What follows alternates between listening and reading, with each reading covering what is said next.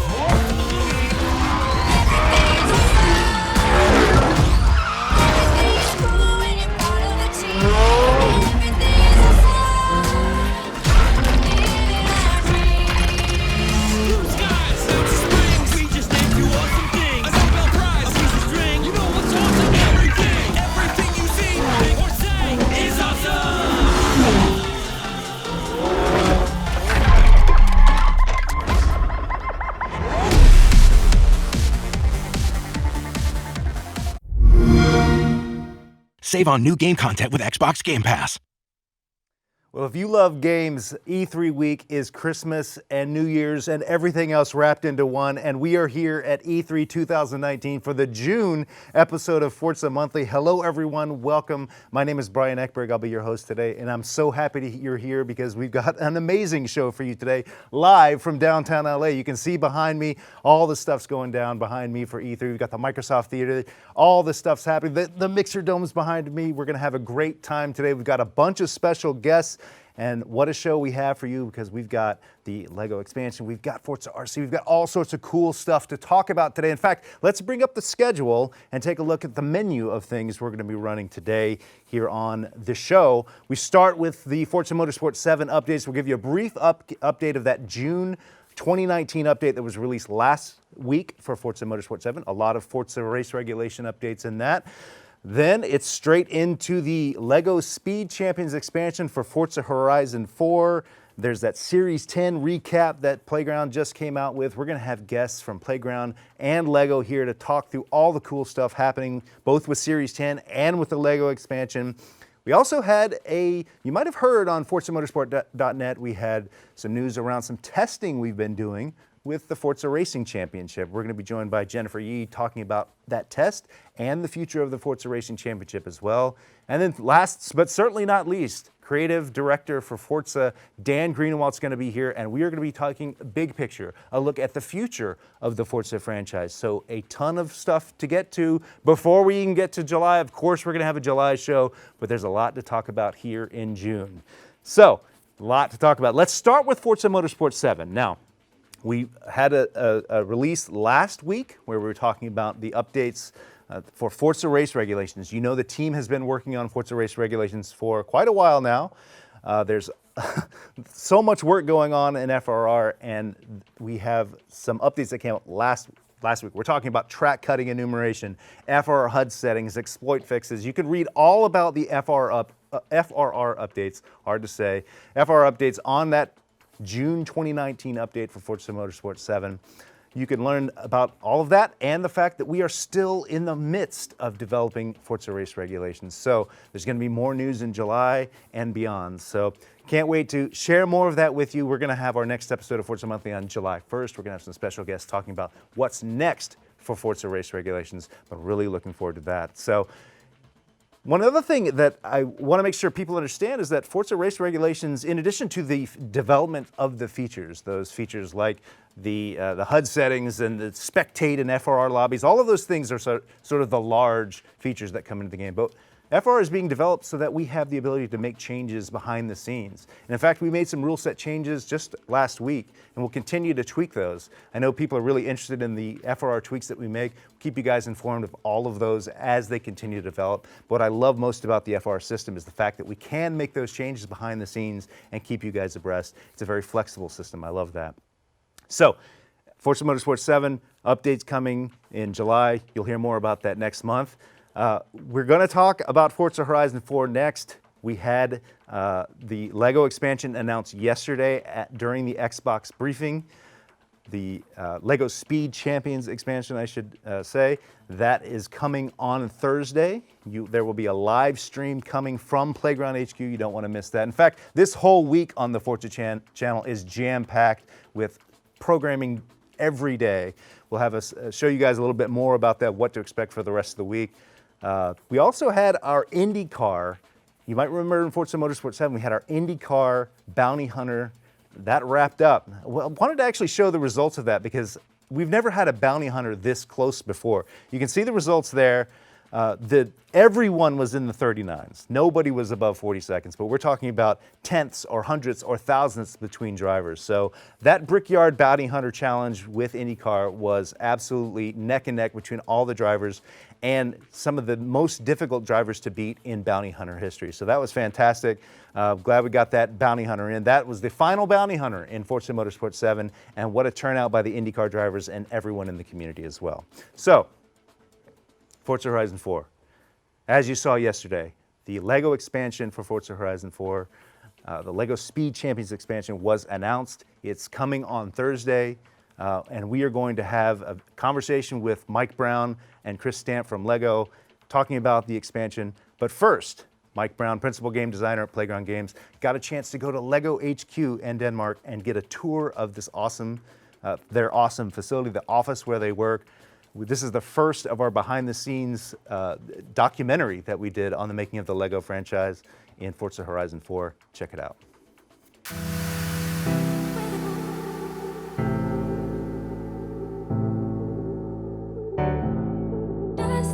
Hello, I'm Mike Brown, Playground Games Principal Game Designer. We have had an amazing time putting the LEGO expansion pack together, and I've come out here to Billund in Denmark to give you guys a little tour on how we did it.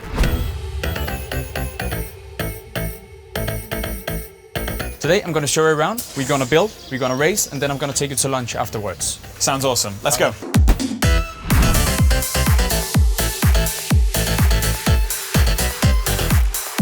This room here is called the Masterpiece Gallery. Yeah. And it's actually been dedicated to the fans.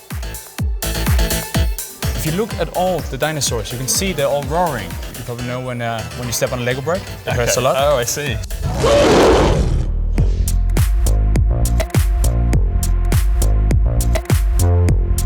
There's Superman over here. Oh yeah? You can see he's standing with his hands in the air. Yeah. This is his mother. She hang all her capes out to dry, so now he can't fly around.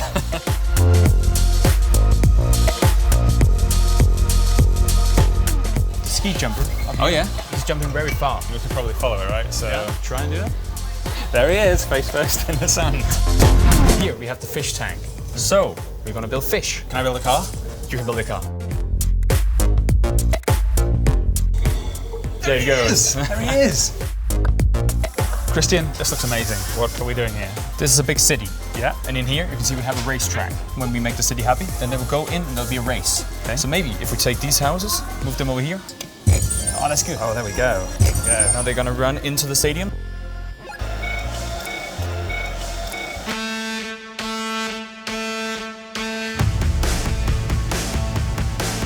We have come up to the test drive area at LEGO House. Christian challenged me to build a race car. He says he's going to beat me.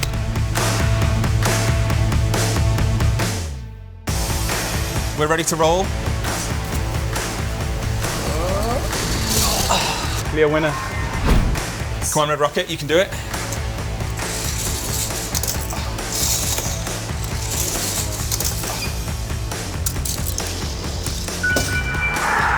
I wasn't even looking. They're also feeling a bit hungry now. A little, yeah. It is a really unusual restaurant because normally you will order your food by a waiter, Yeah. but here you actually build your own food in Lego.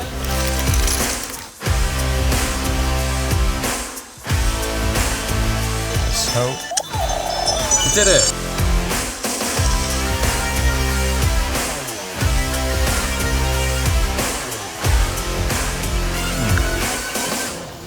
that's good.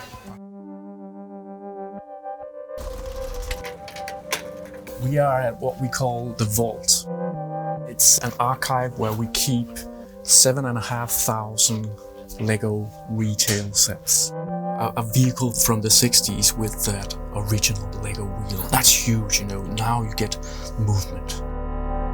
It is a beautiful set, this one. It's one of my favorites. It wasn't the first set I owned, but one that has a very special place in my heart. It was a Lego Pirate set where I think it was on an island and there was like a mast and then like a rope bridge between it. I think there was a little trap as well where you could drop a guy down into the prison cell. I actually have this monkey still on my desk at work right now. Yes. I absolutely adored this set. How can we not take a look at this? Wow. We've had a partnership with Ferrari for many years. Just look at the wheels for again, right? It's a very, very beautiful. Let's move up here. I have another Ferrari I want to show you. Excellent. Yes. Yeah, this one's the icon, I think, isn't it? Certainly one of my favourites in the Creator range. The fact that you build all the engine and stuff as well separately and then you have to lower it in. Well, thank you so much, Christian, for giving me this walk on memory lane. My pleasure. Here we have our 6-brick wall. With 6 bricks, you can make 915,103,765 different combinations. Great. So you actually get your very own Lego DNA. But the bricks, they're also very special. They're very local. So should we see how we make them? Yeah. So here you actually get your very own bag with Amazing. 6 bricks. So you can build your very own combination when you go home.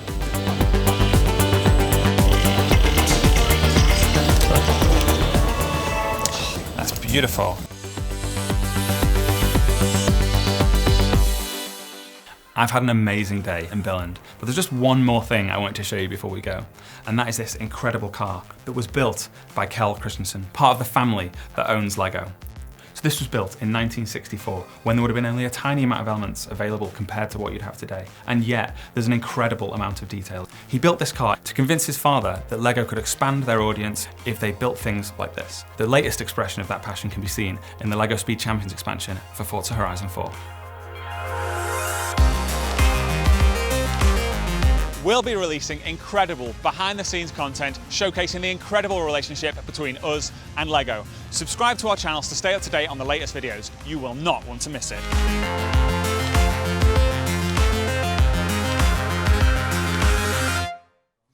Yeah, more from that special behind-the-scenes look at the making of the Lego Speed Champions expansion for Forza Horizon 4 coming all this week on the Forza channel. Stick around, you don't want to miss it. Everyone is just as good as that. I am so pleased now to introduce Mike Brown and Chris Stamp here. Mike, Playground Games, Principal Game Designer. Welcome in, it's great to have you here. Yeah, I have to admit, I'm very jealous of that trip. That seemed like an incredible tour. Yeah, that was like a real bucket list thing for me because I'm a huge fan of Lego, and I was like a kid in a candy store. I can imagine just looking around. It's like, I want to go there. I want to go there. I want to see everything. Great to have you here. We're going to dive deep into Series 10 and the Lego expansion, but we got to introduce Chris Stamp here. Chris, lead designer with Lego, man. How does someone become a lead designer with Lego? That seems like a dream job. Oh, absolutely. I mean, how many people can say they get to play with Lego every day and they get paid to do it? So it's really it's a pleasure to go every day. So. And also, you are the guy behind Lego Speed Champions, right? I've been on. It's a small team, so I can't take credit myself. But yeah, I've been on the team for 5 years now. So it's been a long journey, but it's got us to this point, which we're really happy about. Fantastic. Well, we're going to be going deep into the LEGO Speed Champions expansion for Forza Horizon 4 with both of these gentlemen very soon. But before we do that, just like we talked about the June update for Forza Motorsport 7, I want to spend a little time, Mike, with the Series 10 update that came out beginning of last week for Forza Horizon 4. Some cool stuff in the Series 10 update, right? Yeah. As well as all the stuff we normally do, so new Forzathon challenges, Forzathon weeklies. There was, loads of new events to do, loads of new trial events, playground games, as well as all that content. We had a new feature, the Star Card, which gives players really long-term goals, stuff that they can really get their teeth stuck into for multiple play sessions, rather than like a lot of our stuff, which is sort of maybe between 1 and 20 minutes of gameplay. This was really to go, right, I'm going to do that, but it's actually going to have me do loads of things over multiple sessions and give me something to work towards over a longer period of time. And through that, you get to become a superstar in whatever type of gameplay it is that you enjoy. So if you're a stuntman, then you can become a superstar stuntman in the Star Card by completing all those challenges, and then you get a little flair that you attach to your gamer tag to show everyone. It's whatever you want to do. There's several different categories there you can choose from. Yeah, so there's racing, PR stunts, Horizon stories, online adventure, and like a creative one. So if you're a painter or a tuner and stuff, you can get stuck into that. So check out the Star Card feature in Series 10. And of course, Mike, lots of new cars, cool cars. Yes. Yeah, and obviously the chief among them being the Rimac, which doesn't really make sense as a car. It just shouldn't exist. Yeah, all electric supercar, 1900 horsepower. It's like ridiculous. 2 gears, ridiculous. That's all you need, Two right? gears, like 320 mile an hour. It's if you haven't driven, it'll be coming later in Forza Horizon 4 in this series. You don't want to miss that car because it's incredible. In fact, we are going to have a lot more content, about that Rimac Concept 2 very soon. In fact, we have a special message from the founder and CEO of Rimac, Mate Rimac. Check it out. Hi, I'm Mate Rimac, and I'm excited our new car, the Rimac C2, will be coming to Forza soon. We're only making 150 C2s, so we're really looking forward to Forza Horizon 4 players getting to drive our car. We'll be releasing a more in-depth video on Rimac and Forza soon. Well, there you go. There's a look at Rimac. We're going to have a lot more content on that concept too. Mike, Chris, I know you guys have your pre-orders in for those 150 cars. You're going to get yours, right? Oh, Of course, absolutely. You can't miss out on an opportunity like that. Exactly. Absolutely. That's Or I'll pick it up in spring later in the series. Yeah, we'll have it in a Forza Monthly in the future. You'll drive it here. That's going to be great. Anyway, yeah, more content to come on that Rimac. It's an incredible car. Can't wait to show you guys more. Guys, what you want to jump into some Lego? Let's do it. Absolutely, Let's do this. yeah. All right. So we are going to show off Lego, Mike, from the very beginning, right? Yes, so this is it'll be added to the rail yard. Yep. Do you want to show it on the map real quick, just so we can So- orient people of where it is? Yeah, so as soon as you get the update, this will appear on your map. Kira will introduce it, I think. And then you drive over there, you press X, and away you go. Should we do it? Yeah, let's do it. Let's do it. Maybe while we're sort of traveling to Lego Valley, Chris, from your perspective, how did this partnership come about? Where do we start when we're saying we want to build a Lego game in Forza Horizon? Absolutely. I think well, one of the things that's really important to us is just overall experience. So whether that is building the car itself, that's really important to us. So we take a lot of pride in that, or it's actually playing with the cars themselves. We're always looking for what is that new experience, what can we do different to what we've done before. And what we found is that with Horizon and the Forza series, they also care about the authenticity and really making you feel like you're driving a real car even though you're not. Right. So the understanding that to them the experience is so important. For us, it just seemed like such a great opportunity when we approached each other about this opportunity. So it's really exciting to see the final result, but I'm a bit jealous that you get to play and I don't right now. So no, it's okay. We can all do it playing. It's fine. It's a lot harder than you think to talk Absolutely. and play at the same time. As people who regularly watch these streams will know, I'm not very good at it. Yeah, but we both obviously Forza and Lego, especially Speed Champions. We both work with a lot of really globally important car brands, Yeah. and so we tend to talk to the same people and roam in the same circles. So I think what we've done is we kept bumping into each other at the same events, so Geneva and just big events like that. So after a few times, we kind of just said to ourselves, what can we do together? Yeah. Like we have a certain set of values, you have the exact same set of values. We really care about the user experience and the premium feel and the authenticity. So after a few good conversations, we sat down and saw what was possible. So. And it starts with this initial experience, Mike. This is the first taste people are going to get. Yep. Smashing bricks, the jumps that people might be familiar with from previous expansions, but where does this start with you guys in terms of figuring out what this experience needs to be? How do you want to introduce Forza players to the world of Lego? Yeah, so all of our initial experiences have kind of a similar goal, which is to show off the very, very best of what we do, and also to really communicate what this game or this expansion pack is going to be about. And as you just saw, a UFO just crashed in there. That is one of the things that this pack is about. UFO crashes. Right? Sure. So we're right now driving the Lego McLaren Senna. I will attempt to pivot the camera around and that's drive. impressive work. Let's see if we can do Nice. it and not die. No. That's why we have the rewind button. Yeah. That was never going to work. Yeah, The Senna, of course, it's an iconic car. It's iconic for Forza, being on the cover of Forza Horizon 4. Love the fact that it's here in Lego as well. No, absolutely. And I think that was one of the things why we picked the Senna in particular. And as we could see from the E3 event, we've got that one-to-one there as well. Oh, yeah. So it's definitely an iconic car right now for this moment in time. And I think also it's just a strong partner that we've worked with. McLaren's really great. They lean in very hard. And we've been involved with this car and been shown behind the curtain Right. since really early in the car's development. So that's been a really great opportunity. So Mike, We were probably both having really similar conversations Exactly, yeah, at absolutely. the same time, because it was obviously our cover car and you were producing the set at the same time. Absolutely. you got to give people sort of an overview of this world, right? Here in this little bit of taste of all the different areas, Yes. I guess. So you could say. we've already driven through like a forest, a desert, a dinosaur graveyard. This is the stunt park that we're in right now. We're going to head over through the city. Oh no, into Pirates Cove. Yep. Of course. Of course, yes. So yeah, we'll navigate our way through these pirate ships, and then I believe we are going to jump into the football field, or the soccer field, I guess, as you guys might say. There we go. Oh, car soccer's back. Yeah, we've got some farmland. So I think just in this probably 30 seconds that we've been talking there, the amount of different ecotypes and areas and biomes that you drive through really is staggering. We're coming into the city of Brickchester now. Brickchester, of course. Yeah. So from a Forza standpoint, Mike, seasons are going to change, night and days, all that still feels like Forza, right? Absolutely, yeah. Yeah, so full season changes, and that affects obviously the world, so snow will build up on the roads and what have you, but it also affects the models themselves. So, where you see like these trees that are made of Lego, like the sort of top brick on those will become white, like there's a layer of snow covering them. In spring you get Lego blossom appearing on the trees and things like that. But I think that's what the guys have captured with the game is just phenomenal. Yeah. The level of detail and their level of understanding Lego, it's not something that you can really explain word for word. For example, if I was to say Lego humor, it's something that internally we know what it is and we can deliver that, and therefore kids know what it is. Yeah. But for an external partner and for example, someone who's maybe not looking at Lego the same way we do, to just pick it up and get it straight away, that was just fantastic. Well, what were those early conversations like in the early days?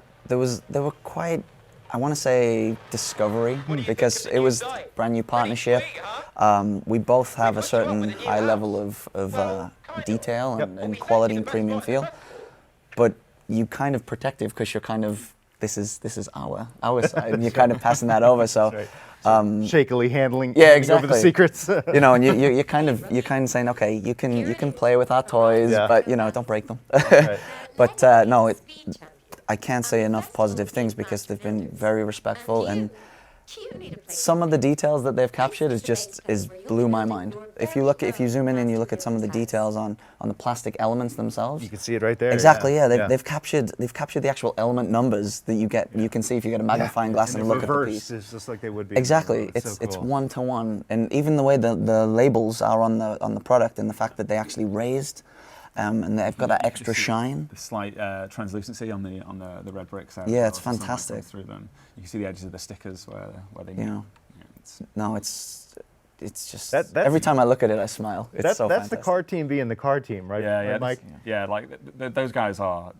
I've never known anybody who gets so obsessed with the details, and they've treated these exactly the way they treat all the other cars in the game. In that, when it's a real car, they get the car, and they won't make a car unless they've seen it. Yeah. So they'll get the car. They take about 1,000 photos of it, and every little tiny detail, and they go to work recreating it in painstaking detail. And they've done exactly the same here, except it's easier because they can fit it on the desk. But Actually, what I really like. every little tiny detail, they wanted to capture it just like they would if this was a real car. No, absolutely. What I really like that you guys did, which I don't know if it's common for Lego, because they smash these cars up in this game. You can do that. Your pieces will fall off. It's kind of really representing how you would play with it. When we were talking about it, like just getting these cars and kind of driving them into walls, just to see how the pieces fall off. It's not something we would recommend, but the way that you can see that actually, when you're driving through and you're smashing through Lego trees, and like the bumper piece falls off, or the rear bumper or something, it's kind of the attention to details your team has captured is just, it's very respectful. It's really authentic. So Mike, where are we? Where do we start here? Once we've gone through the initial drive, where are we and what are we doing here? Yeah, so we're just next to the festival. You can see all the festival stuff there. There's a Lego Ferris wheel. There's a Lego roller coaster over there. Right now we're on it's what will become our house, our master builder's house. At the moment it's just a base plate because we've not built anything yet. Yep. First of all, we need to go out and get some bricks so we can build a house. First things first. So Kira's going to explain that, but Yeah, I'll go for it, Kira. Build them by completing brick challenges. Think of it like a big box of Lego to play with. The question is, which one will it be first?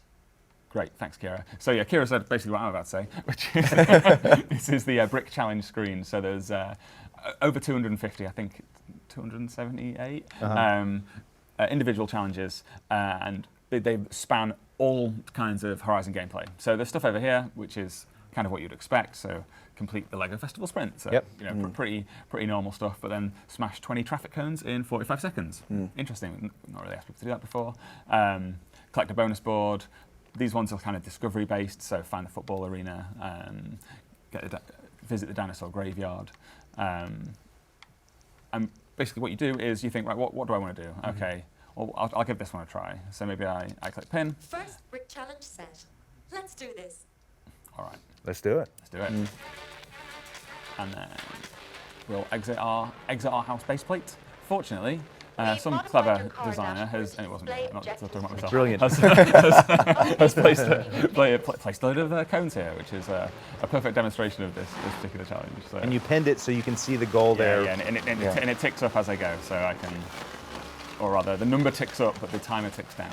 So I've got 12. Oh, okay, so this is timer-based, so Yeah, some of yeah. these have a couple different win conditions. Exactly, yeah. So as soon as you do the first one, the timer starts counting down. That's one brick challenge down. Easy. And many, Nice. many more to go. Let's take a look. But what you'll see is what the team's captured really well, and we talked about this a lot, is when you're smashing those cones, it's not destroying the pieces. So you don't see the pieces get bent or anything. They're actually falling apart as the Lego really would. So I think that attention to detail is just really, every time I see it, it's funny. Absolutely. And so you're collecting bricks, Mike, as you go, for what purpose? So right now it says my current progress. Once I've collected 190 bricks, I'll start building my Lego house. Okay. So the first goal is build a house so that we've got somewhere to sleep at the festival. I think there's probably a good challenge to do first. So it's find the pit stop. Oh, yeah. So should we go check that one out? Let's do it. And this is sort of a choose your own path through that. You can do whatever you want at any time, it feels like, as long as it's unlocked. Yes. That brick challenge, right? Yeah. That feels very Lego to me to begin with. Of like, do what you want, you can follow the path, or you can just discover as you go. Yeah, absolutely. And when we were sort of designing this feature with the brick challenges, I thought a lot about the kind of emotional journey that you go on when you're playing with Lego, and I settled on sort of two key things. One of them is when you have a box of Lego in front of you and you just feel like, oh, I can do anything. I have complete freedom to do whatever I want and make whatever I want. But the other is more like when you buy a box of Lego, a set, and it's got instructions, and then it's quite a different experience where it's quite lean back, it's very soothing, very relaxing, but you go through those steps one after another, and at the end of it, you've got something really cool that you can put on your shelf or show off or whatever. And I wanted this to be able to capture both of those things. So on the one hand, there's all these bricks, and I can pick whatever I want and do whatever I want. On the other hand, I'm just really slowly, calmly, very lean back, very relaxing, just collecting bricks, and I'm working towards building my house and other things that we will build as well later on. You'll build your Speed Champions cars and things like that as well. Which feels, I don't know, Chris, that feels right in line with kind of how people play with Legos. Everybody has sort of a different way of absolutely. experiencing Legos. Absolutely. I think that one of the things that we're trying to push with Lego, I think Lego is the best medium for expressing your imagination. So with this game, imagine that you've just got as many pieces of Lego as you really want, and this is a world you've created. And that's the thing is, we do supply building instructions, but there's nothing telling you that you have to follow those. You can follow them if you want. There's nothing wrong with following them. A lot of people like doing that. Or you can just throw them out and completely build what you want to build with those bricks in the box, and that's cool too. Yeah. Whether you might buy a mini Cooper. That's fine, but what if you want to build that into a spaceship? Yep. What if you want to add wings on the side, or you want to add a big booster on the back? That is completely fine with us. It's whatever you want to do. Whatever pops into your head, do it. And that's one of the things with this game is that you don't just play with Lego in a city format or in a Pirates format or whatever. You can do whatever you want, and this game captures that because, like right now, you're driving through a dragon or dinosaur graveyard. Sure. So that's okay. One of the other great things we're seeing right now is as I'm driving around, I'm discovering race events because unlike our previous games, all races and PR stunts are just unlocked from the start. Okay. So you don't have to earn influence to unlock things. Everything's just there and available for you from the start. So again, just really feeding into that idea that you have freedom to do whatever it is that you want to do. Absolutely. But we've got a goal. We're looking for the pit stop. Yeah. So we're heading. I imagine you know where you are in the world here, Mike. Yes, I know where I'm going. We're good. We're doing the nice tour towards the pit stop. Unfortunately, this isn't my first time playing this. Yeah, that's a good you're thing. pretty I'm familiar glad with to hear that. And where on earth is Fortune Island? This was the first place I went to when I was playing it earlier this week. Yeah. I was like, I got to get to the racetrack. Yeah. This is LEGO Speed Champions. This is a racetrack within the world of Forza Horizon 4. This is, when you think about it, it's never been done before in the Horizon series. That's right. And I've spoken to a lot of people this week who I've said that to. It's got a racetrack. Right. And obviously, you guys who are watching the stream absolutely know that Horizon has never had a racetrack. Right. A lot of people are just like, but haven't you always had racing? Yeah, exactly. So isn't that what you guys do? And I'm like, no, it's not. This is genuinely brand new for us. But I mean, let's do a race. So there's, in fact, before we jump in, let me just take a peep at the map. You can see there's like a bunch of different layouts. So each one of these is a different layout of the circuit, and they have a different start location. You can see the layout there. So there's a drag strip here. There's the oval around the outside. I love that oval. It's banked oval. I love that. Yeah. And then a bunch of other configs as well.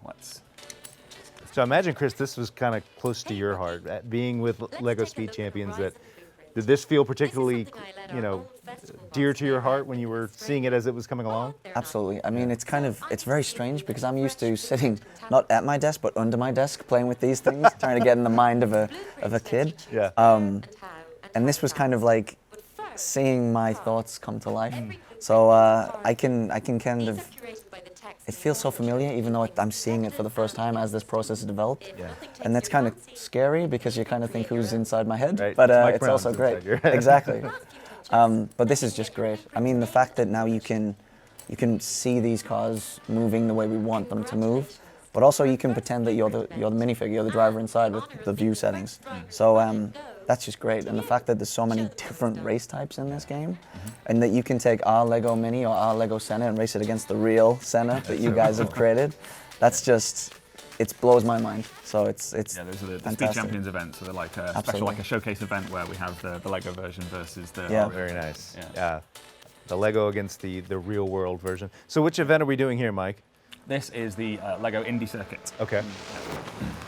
So I just bumped it down to 2 laps. But, so as you can see, all of this is made from Lego. So it's Okay. But of course, it's not a case of we've shrunk our world down to the size of Lego. Really, I guess the story of this is the Horizon story. The Horizon Festival, rather, with their seemingly infinite bank balance, have contacted Lego and said, "Hey, we want to do a festival about Lego," and then they've blown up Lego to fit into Horizon's world. Yeah. And that's what we're seeing here. That was actually one of our biggest conversation points when we were developing the game, was what is the right size to do for Lego cars in a racing game? Because we don't just do one type of race car at Lego. We've got the Speed Champions cars, which we've decided to go with. We've got Creator Expert cars. We've got Technic cars, which we have with the Bugatti. But what we felt was that the minifig is very important because that is the character. So you can then see that in the car driving. So that was really important. But we talked about how can we scale these cars and make them look kind of correct when they're next to the real life versions. So Lego, of course, is a fixed medium. We can't just reshape the whole thing to be exactly one-to-one. But that's kind of the humor and the fun and the authenticity about Lego. So yeah, we ended up on this scale, which I think everyone's quite happy with. And yet we still got a great cockpit view. Yeah, Exactly. Yeah. When we very first started the discussions, I remember I had the Lego LaFerrari. I just had it on my desk as a desk toy. And I had my phone. I was trying to fit my phone camera inside the cockpit to take a video, so that I could kind of get an idea of what it looks like to look out of the cockpit of one of these cars, and trying to like really butcher that car to fit my phone inside it. But it is a pretty authentic experience. One of the best parts about this view is the fact that the minifigure, if you look closely at the minifigure for all the Lego fans out there, the arms just move up and down. Of course. So they can't go side to side, you can't grab the steering wheel. When you play in this game, it's completely authentic. So you'll see, as the steering wheel's turning, you'll see the hands just coming up at each side. So the just the attention rules to of detail, Lego, right? exactly, yeah. The attention to detail has really been exact. So we have the Mini here. What are the other Lego cars, Mike, that we can drive in this? So we drove the McLaren Senna during the initial drive. The first car we got into the Mini. The other car is the Lego Ferrari F40 Competizione. I think we've got them all in our garage if we want to check something else out. Let's take a look. Yeah. One of the things you were talking about then, Chris, about scale has been a real headache for us. So the guys were really keen that once you have a stud, that all of the Lego in your world must conform to that scale. So every other brick that you see will connect onto these. They'll have to be exact size. Yeah. Now our art team have never had to live in a world with those kind of constraints before. Yeah. When they want to make a tree a few feet bigger, they can select the tree and make it a few feet bigger. It's not a restriction that they've ever had to think about. And it was very, very difficult for them because, first of all, tools were not set up to do that at all. And second of all, it's like every time they're trying to dress up these scenes and make it look beautiful, there's a new restriction for them in place. And I think the funny thing about it is it goes from being a problem to, in fact, once you see the final thing, it just makes sense. It's like because we've stuck to that rule perfectly across the board, it makes the world make sense. All the Lego feels believable, even though what we're looking at here is barely believable because of the financial cost that will be associated with making this happen. I love the fact that you brought that up because even though these are Lego trees, you still kind of instantly understand which ones you can drive through and which ones you can't. Yeah. There's still that idea of you kind of understand instinctually which ones you're going to get through and which ones you won't. I love that. And if you don't know, you'll soon find out. We'll find out quickly. Absolutely. So where are we now, Mike? We are on the west of the map over here. In fact, we should look at the map, shouldn't we? Yeah, absolutely. Yeah. So this is the map. I know you guys watching are probably very interested to get a good look at it. Ordinarily, when we make a map, it's actually a top-down render of the world, and then some of our concept artists go in and do paint overs and stuff to sort of fill in the blanks. But it's very much just a snapshot of our world.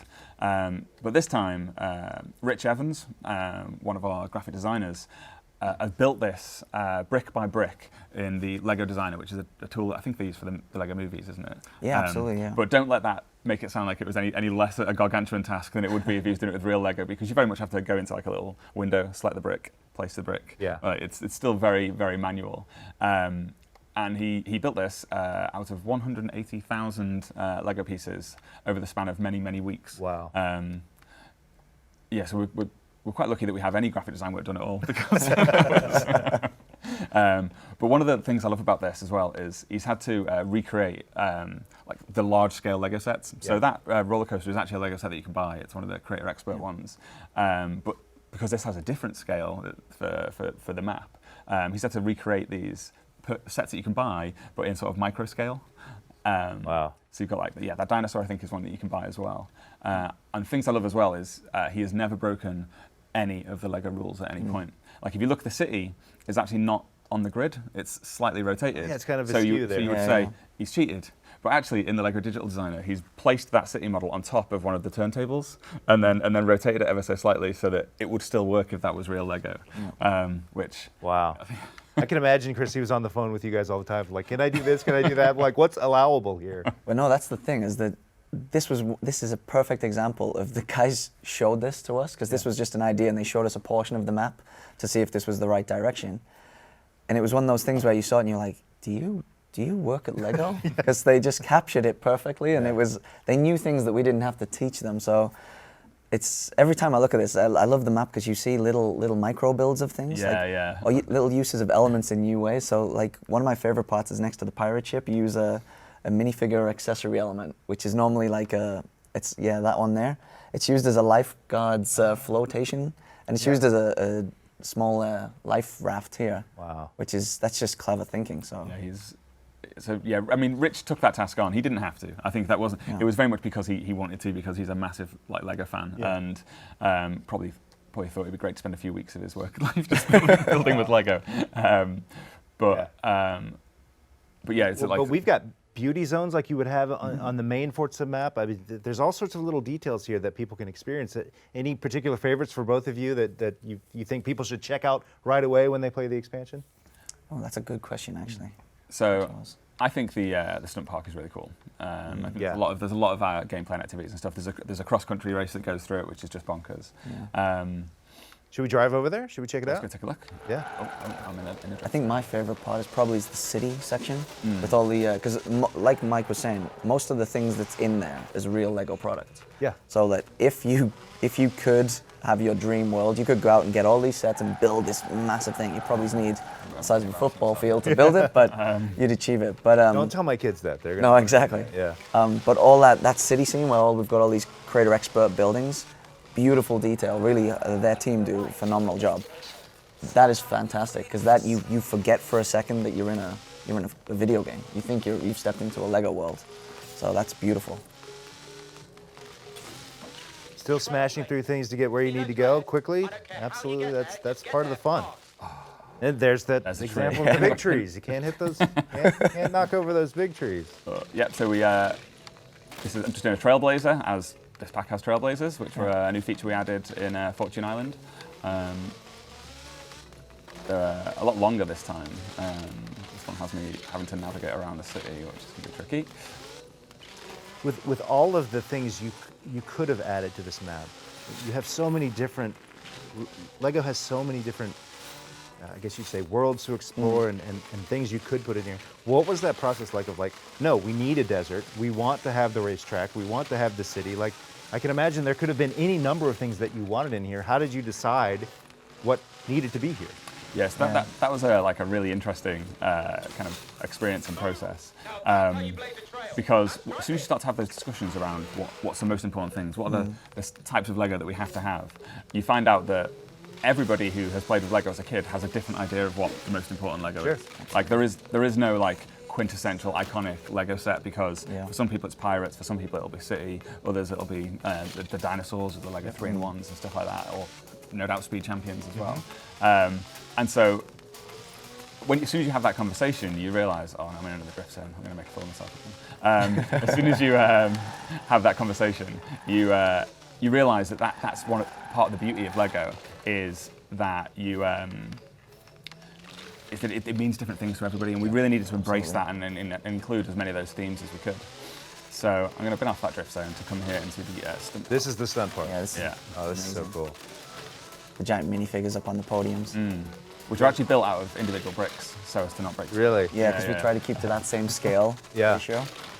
But that's one of the best things about this game is the fact that Speed Champions is a theme based around cars. So we don't have a world. We've got a few garages and things, but creating a world, it's how do you do that? And what do you think of when you think of Speed Champions? So one of the things we talked about a lot was how does a kid play with it in their bedroom? And there's nothing stopping a kid at home having a pirate ship or having a UFO set, and then their Speed Champions Ferrari or McLaren, where it's just kind of like, they can do that. So why don't we just show that in the game? So I think the team's done a great job to pull that off. I see those ramps up ahead, and I'm like, man, people are going to have fun with those. Yeah. We're going to see some great stunt stuff coming out on video. Yeah. This is just like a really fun area to play around in. Let's take a look over here. There's loads of a lot of the brick challenges. I don't know which ones will have unlocked yet. So the yellow ones are all skill-based. Okay. Which is basically this whole section here are all yellow. And it's basically every time you unlock new ones, it's like, off to the stunt park. Right. Yeah. It's like when they're like, jump in this car or get a. Well, I didn't even notice that they were actually color-coded. So each color means something. Correct. Yes. Okay. So blue is racing. Like I say, yellow is skills. Purple is like kind of discovery / map knowledge. So it's like find this area, and these ones up here are a bit more challenging. So it's like in any S1 class car, drive from your house to the pit stop in under 1 minute 45. Okay. So and there's a ton of those which have different sort of car restrictions, which just have you. They're actually quite interesting because they're kind of multi-layer ones. It's like, right, okay, what car do I pick? What tune do I use? How do I set it up? Okay, right now I need to plot that route and find out which way the designer wants me to go. Yeah, to get there under that time. So they're kind of interesting. Red ones are PR stunts, and Green? Green are like collection discovery ones. Got it. Yeah. Do you have to do all of these to complete your house? No. You'll in what we term like soft complete, which is that you've unlocked everything and everything's available to you now. No, you can actually skip out entire sections if you wanted to. So, for example, if you didn't want to do racing, you just wanted to explore and do all of the free roam stuff and skills, you could do that, and that would be enough to get you to soft complete. And similarly, if you were not interested in skills, then you could leave that one out, but you'd have to do some racing and stuff as well. So. To 100% the game, you need to do 100% of it, because that's what 100% means. But in terms of just like completing it and unlocking everything, you don't have to. You can skip out whole sections if there's stuff that you're not really interested in. I see that SDL Rob is maybe asking the most pertinent question of all today. He's asking, is everything is awesome on the radio station? That is a very important That is an amazing question. Let me tell you about Everything is Awesome. So we actually have a brand new radio station called Radio Awesome, which is everything is awesome, 24/7, non-stop, everything is awesome. That is amazing. I'm not going to say awesome, that was amazing. An amazing decision. That was a complete surprise for me. Is that right? Yeah, that was one of the Easter eggs the guys like to drop on us. Everything is awesome is become iconic, Chris. Absolutely. Like it or not, it's Absolutely. become iconic.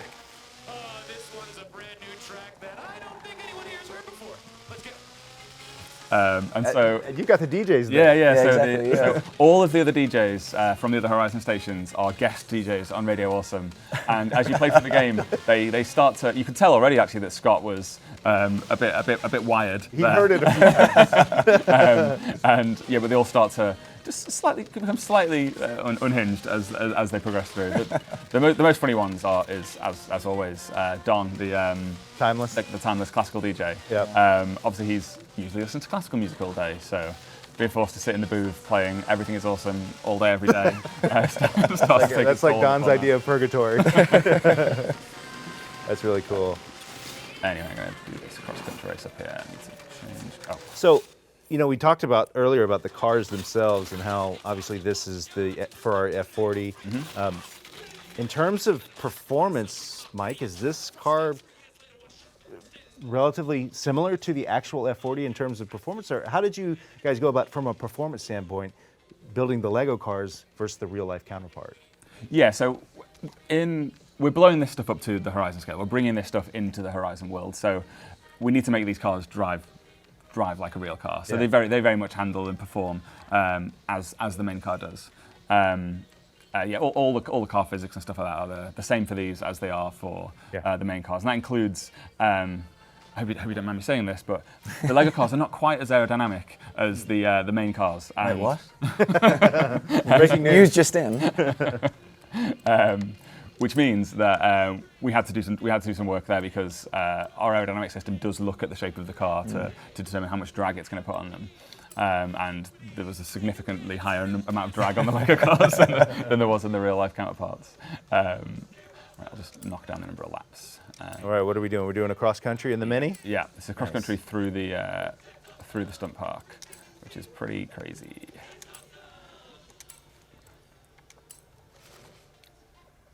All right. Well, this is. I know people in chat are going crazy over this. Like they want us to. They want to see the map again. Actually, from what I've heard, Okay. they're loving the All map. Right. We'll finish this race and we'll take another look. Okay. Yeah, absolutely. I'll do a pan across it, and I'm sure someone will gif it up or chop it up and put it on the forums. Yeah, absolutely. Cross country in a rally ready Mini. Let's do it. Oh no! Now Mike's singing it. Uh-oh. So before I came out here, I did a playthrough of this. Just so it was all fresh in my mind before I had to come out and talk to you and countless other journalists about of course. it. And throughout that entire playthrough, I listened to Radio Awesome the entire way through without ever changing it. How long was that you say? 10 hours? Yeah, I think it was more than 10 hours. That's crazy. Yeah, I think my kids thought I was losing it a little bit because I got home, and obviously they don't know what I've been working on. And I was just humming Everything is Awesome like all night. So for Forza fans, Mike, can you drive the quote-unquote regular cars in this world, and vice versa? Can you drive the Lego cars on the mainland? Absolutely, yes. These cars work just the same way as any normal car. So as you can see, there are real cars in here, and yeah, you can take these cars over to the mainland as well. Cool.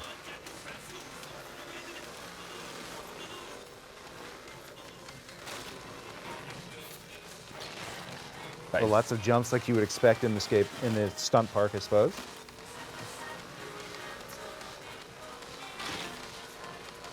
I love how you really don't slow down that much when you run through the piles of bricks.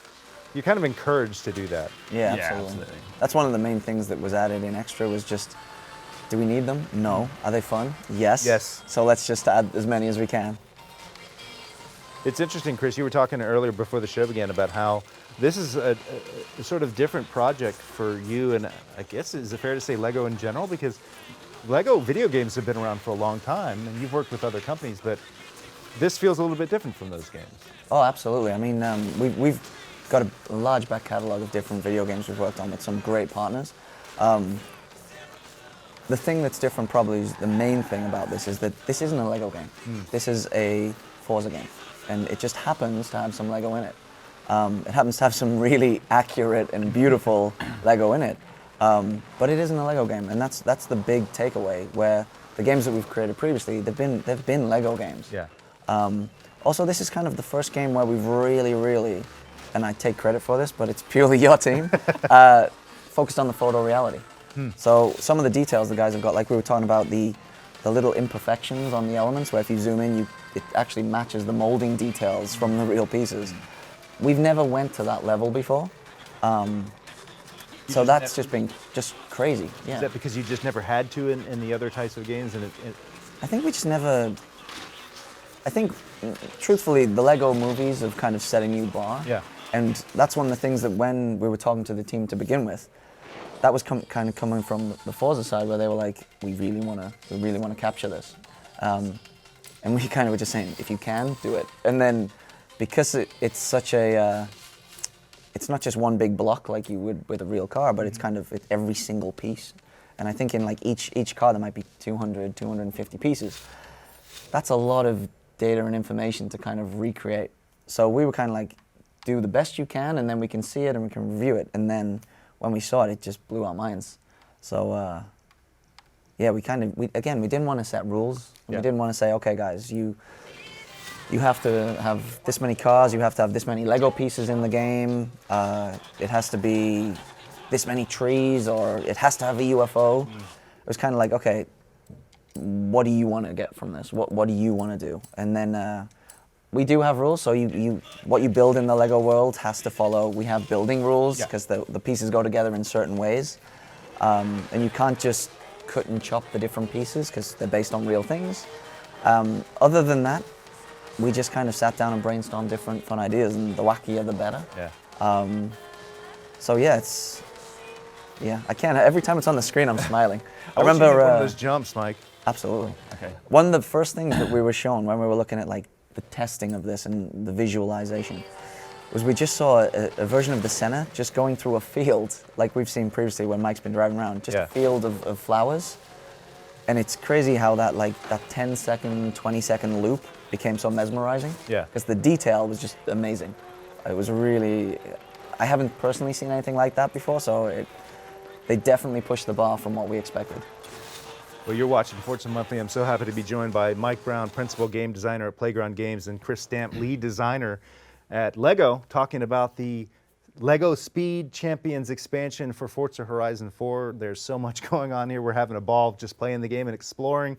If you guys want us to check out something in particular, let us know. They'll put it on chat. We'll do our best here. But Mike, we've been in the Mini, we've been in the Ferrari. Now you're going to spend some time in the Senna now. That's right. I just completed a speed zone while you guys were talking, because that got me enough bricks to start building my house. Awesome. But I think someone wanted to see the map, didn't they? So should we just spend a little longer? Yeah, they're loving this map. Yeah. I don't even know if we've been to the Pirate Cove yet. I just jumped over it. Oh, did you? when you said hit that jump, I went straight over. Yeah, those are the top of it. super powered jumps too. Yes. Those aren't just regular jumps. Yeah, they're like jump boosters. Yeah, there's a couple that are at the start of a Trailblazer. Okay. So you go through the Trailblazer gate, and it throws you out instantly, which is a really interesting take on those challenges. For those who don't know, what is a Trailblazer? I know it's part of Fortune Island, but what is a Trailblazer? So a Trailblazer is it's like you have your start location, a gate. As soon as you go through that gate, you see a pin drop, and you have to get to that pin as fast as you can over all kinds of terrain. So and you have a timer ticking down. So kind of like a speed zone, but cross country and usually over a kind of crazy long distance. So if you can use those jumps, all the better. Yes, absolutely. I think I see a lighthouse down there. That's right. Yes, there is a lighthouse down there. a little lake. This is a forest that you can drive through, all of that stuff. There's a couple of little villages and things. I see clouds there, Mike. Do we have weather in the Lego world? Yes. So yeah, full day-night cycle, full weather cycle. Snow in winter, rain in spring. This down here is the airport. Ooh, so is that a drag strip? That is a drag strip. Oh, let's go there. Let's go check out the drag strip. Yeah, as we said, there's Brickchester. Okay. Has a pretty crazy road layout when you zoom in. But yeah, so that's Brickchester. There's a desert over here, which includes the dinosaur graveyard, the crashed UFO. Area 7052. Is that a product number? Chris? That's right. That's right? the model number of the UFO that we used. So. Of course. Yeah, what we try to do with Lego is, I was going to try and keep that as a secret, but yeah, sorry, it's out there now. Breaking news.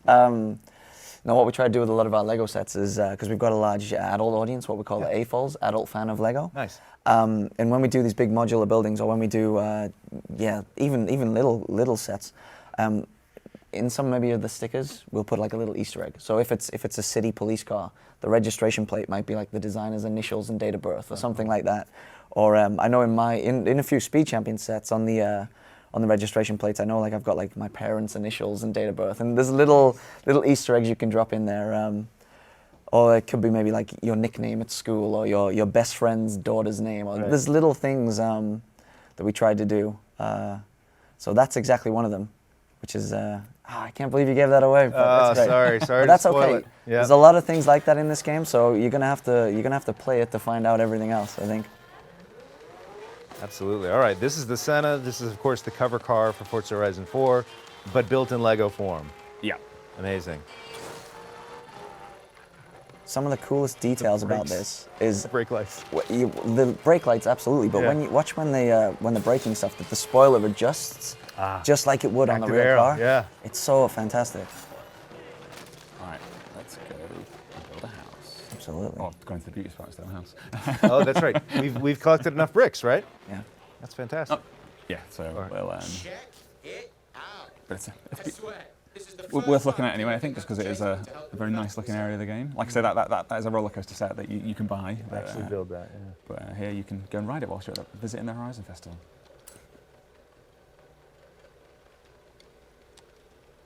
Right, let's go into the house. I think I saw a promo for one of the behind the scenes, Mike, with you on a roller coaster in Denmark at the Lego facility.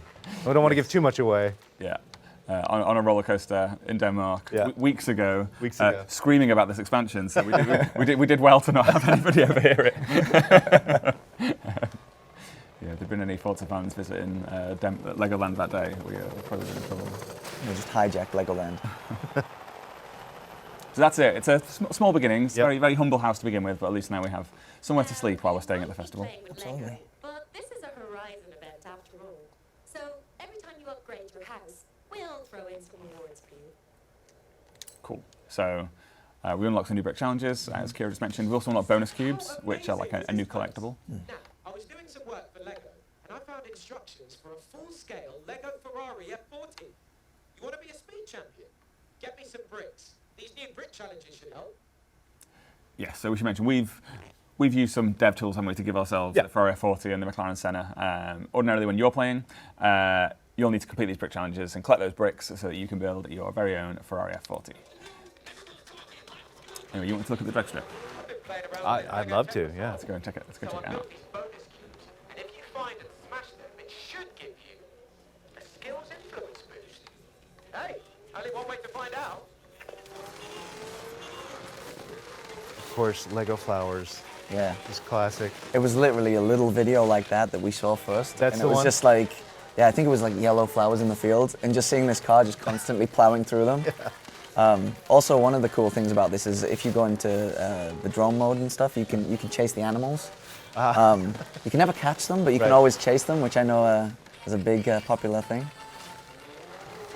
Well, the same AI technology that allows the chickens and the sheep to avoid cars is present here in the cows and pigs, I would imagine, Mike. Yes, absolutely, yes. Okay, so this is new, I haven't seen this. This is the cubes? This is a bonus cube, yeah, these are new collectibles. So you hit them, they break apart.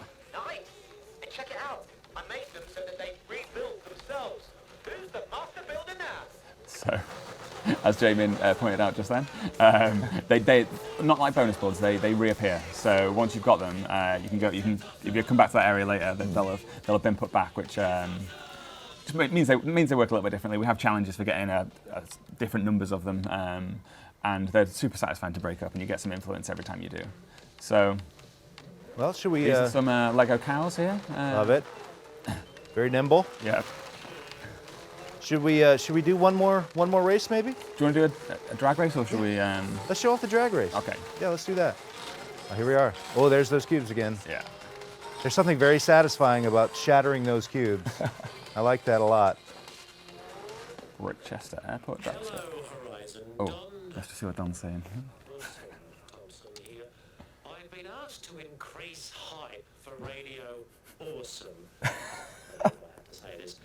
So let's get ready for some awesome-tastic news. We've just seen that our first driver has started construction here in the Lego Valley.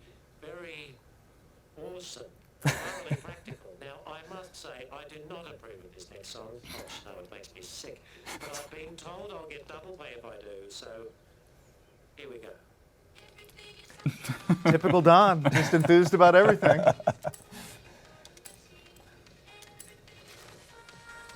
So yeah, there's some good gags in the Radio Awesome lines. Does mean you have to listen to Everything Is Awesome constantly, but well, that's what I'm going to do when I get home. When this thing comes out, I'm going straight to the radio station. I want to hear every line. All right, so we're on the drag strip. That's right. How long is this drag strip? You know offhand? I don't know off the top of my head. Oh, it looks like that. Oh, Bugatti. Yeah. Bugatti over there. Of course not. There you go. Wow, that was quick. Might need an all-wheel drive conversion there. Yeah. That's so cool. I guess probably quarter mile. Well, that is, guys, congratulations. It's an amazing expansion. I know that the fans are really looking forward to it. This expansion arrives in just 2 days. The LEGO Speed Champions expansion for Forza Horizon 4 is coming out on Thursday. If you have the Ultimate Edition of Forza Horizon 4, you're going to get it. You can purchase it separately. And our friends at Playground Games are going to be doing a live stream on Thursday. I believe it starts at 8 a.m. Pacific, and showing off, playing the expansion with everyone, and just having a good time celebrating this expansion live from Playground HQ. Don't want to miss that. Mike, thank you so much. Chris, great having you here. Thanks for having us. Thanks for having. Thanks for being here as well. Absolute pleasure to be here. One more thing. Yeah. The pack is up to preload right now. So Absolutely. if you are an Ultimate Edition player, or if you own the expansion pass, then you can go out and get it downloaded. You can get it downloaded now, so you're all ready to go on Thursday when it goes live. Yep, we're all going to be playing on Thursday. I can't wait for that. Thanks, guys. Appreciate that. Listen, let's take a look at the rest of the schedule here today on the June edition of Forza Monthly. We still got a lot of great stuff. We're going to be talking a little bit with Jennifer Yee about the recent Forza RC test that we did, getting ready for the next Forza RC season. And then Creative Director Dan Greenawalt is going to be here talking about the future of Forza All Up. We're going to have a great conversation with him, talking about things I know you guys are really interested in, so looking forward to that conversation. We also have a look ahead to July. Now, we talked about the Forza race regulation stuff coming. All of that's coming in July. We're going to have more to say about that in just a bit. In the meantime, earlier today, I got to sit down with Jennifer Yee, who is the Director of Esports at Turn 10, and talk about the recent test we did for the Forza Racing Championship, and talk a little bit about the future of the Forza RC. Take a look.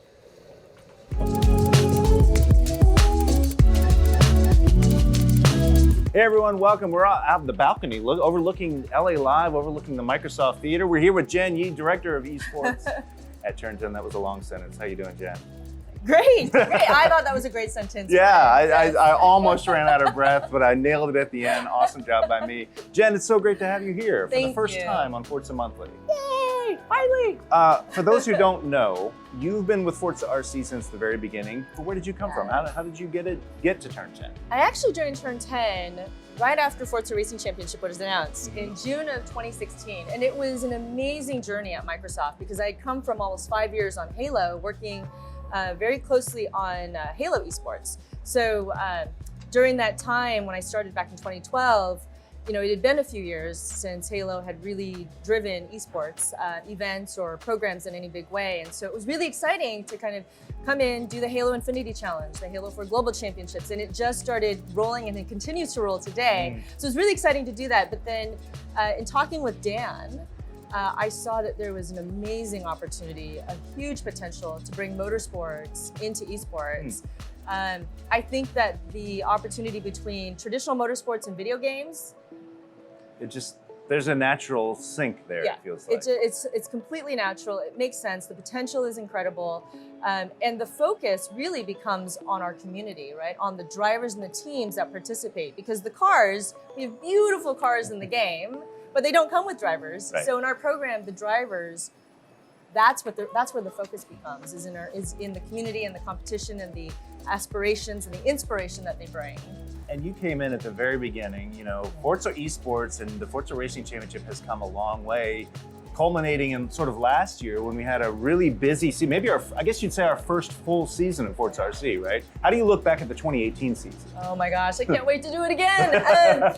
We learned so much. I think that having the opportunity to develop and deliver on our first long format competition gave us a lot of insight that we would never have had just running really short 4 or 6 week seasons. So we're really eager to take what we've learned and move ahead. So it's been a great time.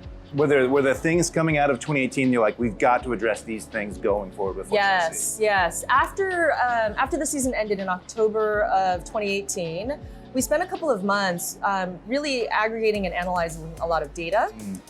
And then we spent the last several months, since the beginning of this year, really looking at all of the feedback that we'd gotten from the community, and that's drivers and viewers, even our talent and production crew. Everybody had a lot of feedback to give us, and it was amazing.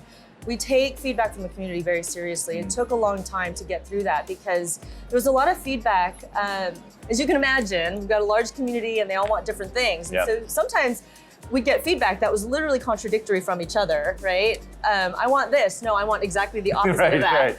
Right. So it took us a lot of time to work through the feedback and kind of determine the things that we had to go focus on to improve our program. And so we came away with things like adjudication, observation, format.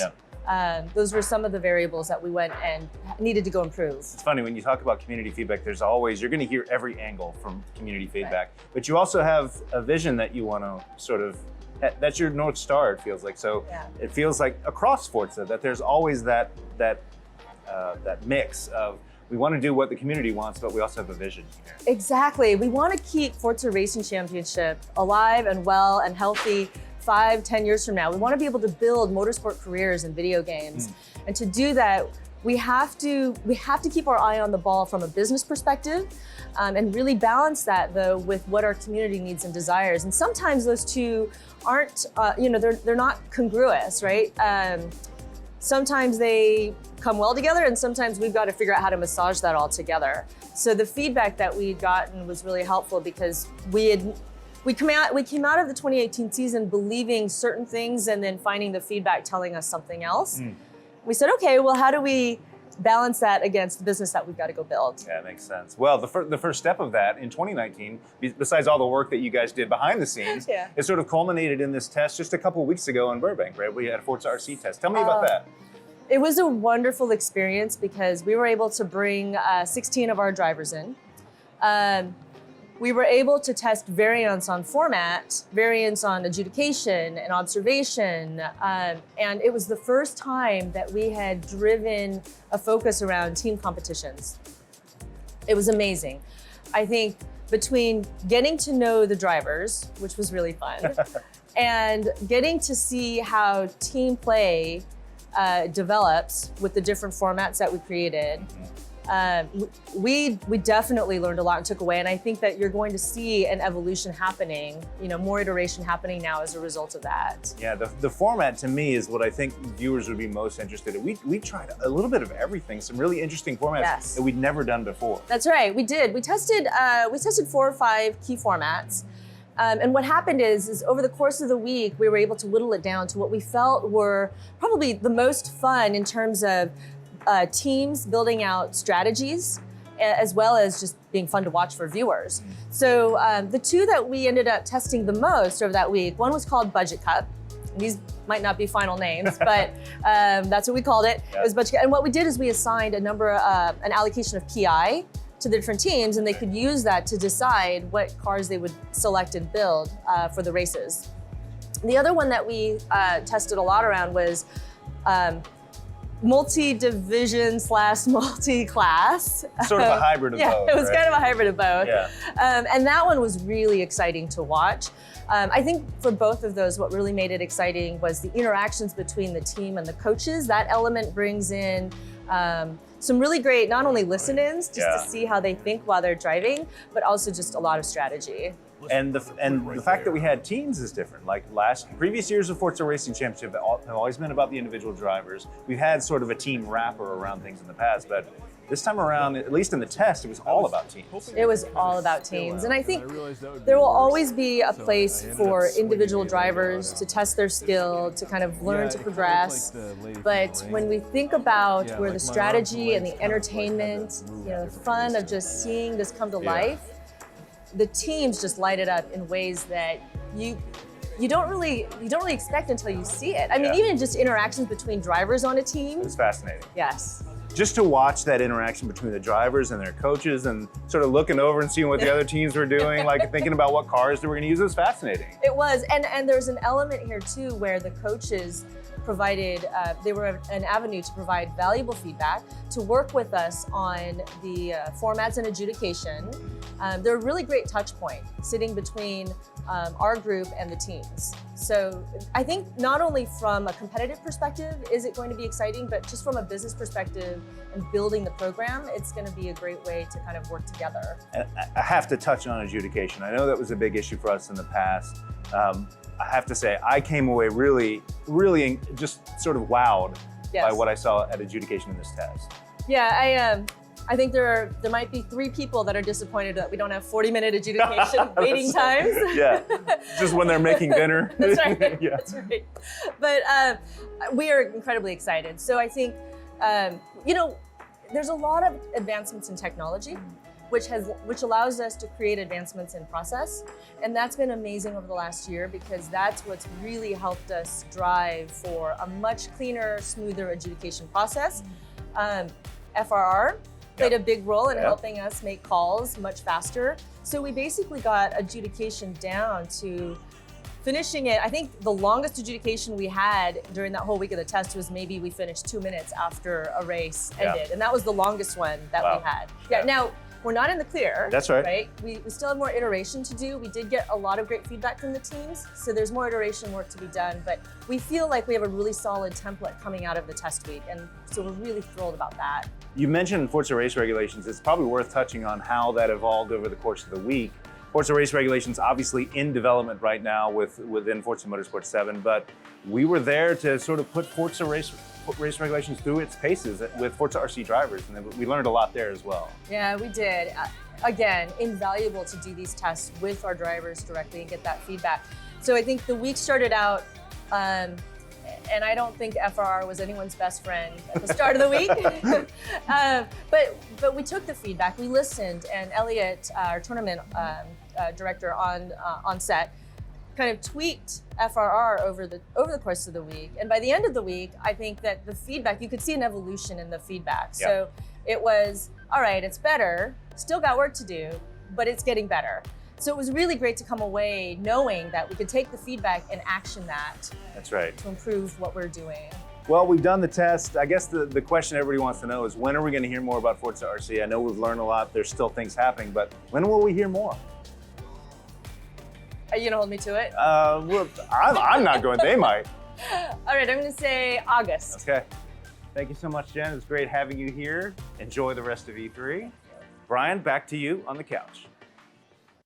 Very much, Brian. Appreciate that professional throw. Hey, listen, I'm so glad to be here with Dan Greenawalt, Creative Director of the Forza franchise. It's been a while since we've talked to Dan. I'm so happy to have him here at E3. Now, you might remember Dan was here just a few months ago on Forza Monthly. Hi, Dan. How are you? Hi. I'm well. How are you? Here. Yeah. Actually, before I get to the questions, let me ask you about a tweet that you made last week. Am I getting in trouble now? Yes, you're going to get in a lot of trouble here. No, actually, it was a tweet that you made about it had been 10 years since you were first on stage at E3. I think it was Forza Motorsport 3, right? Yes, it was. What do you remember about that? Well, this all actually started because somebody asked me how many times I had hit that big stage. I was, giving a couple of pointers to somebody about like things that make it a little bit easier for me. Yeah. And I realized I'd been on that stage 7 times. Wow. I mean, it was really kind of shocking. But yeah, it'd been 10 years. It was the first time for Forza Motorsport 3. Yeah. And, it's a thrill of a lifetime. I mean, it's really incredible. Physically, it feels like jumping into a bucket of cold water. Is that right? It is, yeah. The crowd, huge crowd. People are so excited. The fans are going crazy. Yeah. And that one in particular, we were unveiling the Audi R8 V10, which yeah, was a cover car. Yeah. And the R8 V8 had been out, but the V10 was actually kind of new.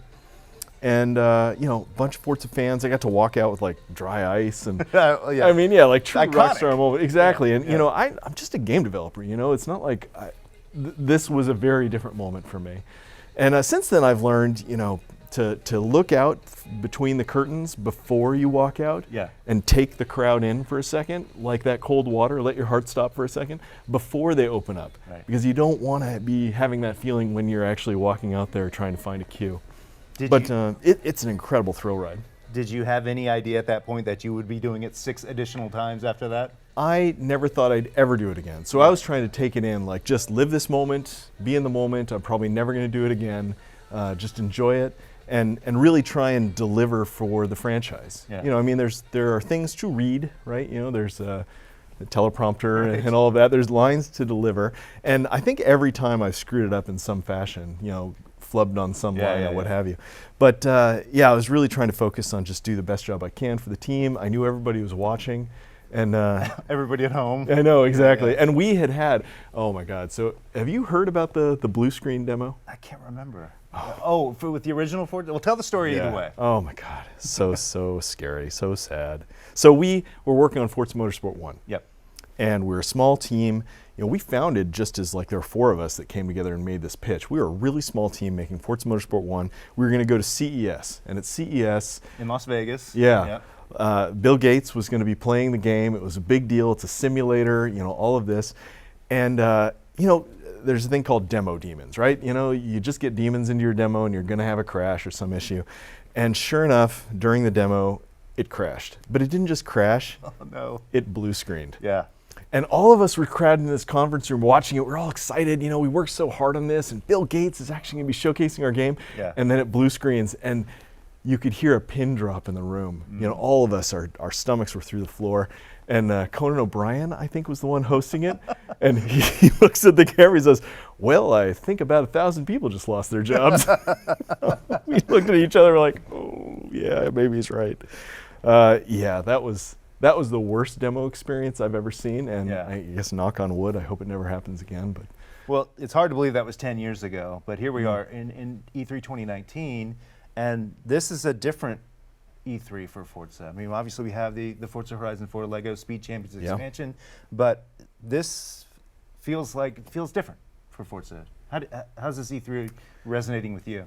Well, I think I kind of have to take a step back and look at all the changes that are happening in the industry. The gaming industry is changing with subscriptions as well, like Game Pass Ultimate and technologies like xCloud, the console, Project Scarlet being discussed. I mean, there are so many new things. E3 has just never been the same. I remember what E3 was like 10 years ago. Yeah.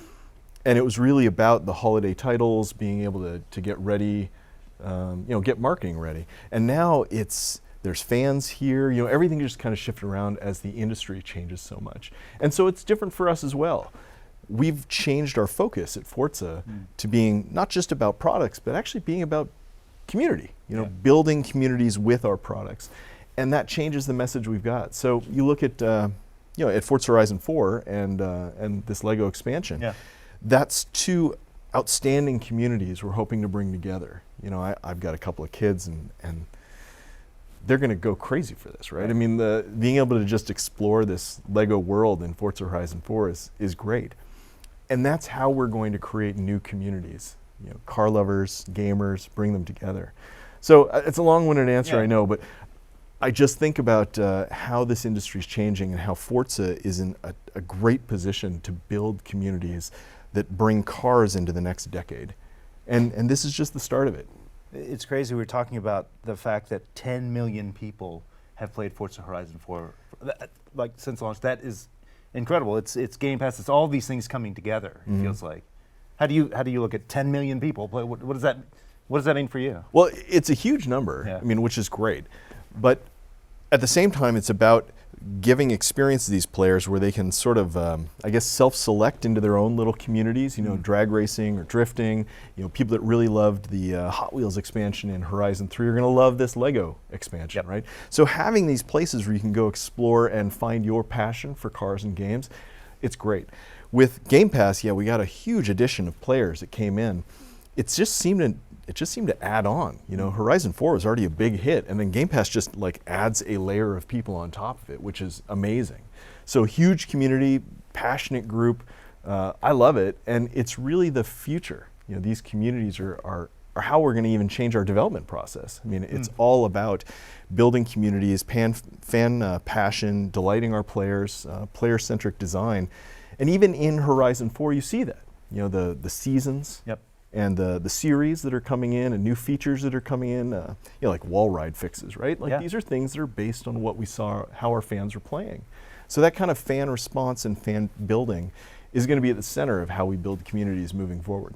I want to touch on the fact that you said communities, plural, not just the larger community. Obviously, there is a larger player base that is the Forza community, but you're talking specifically about these sort of micro pockets of communities that happen because there's so many things to do in a Forza game.